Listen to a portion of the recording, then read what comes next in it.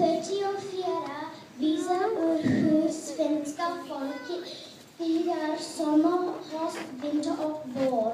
Route 44 will now show you how Swedish people celebrate the different seasons.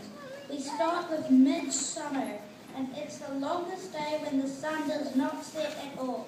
Swedes celebrate this with getting dressed up in their natural costumes and dancing to a funny little song about a quacking frog and a sniffing pig around the maypole.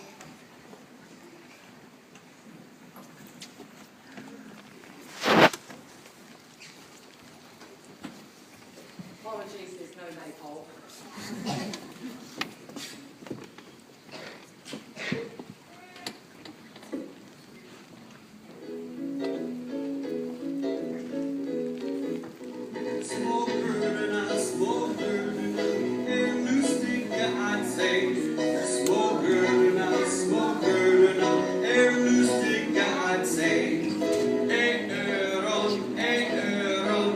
Svansen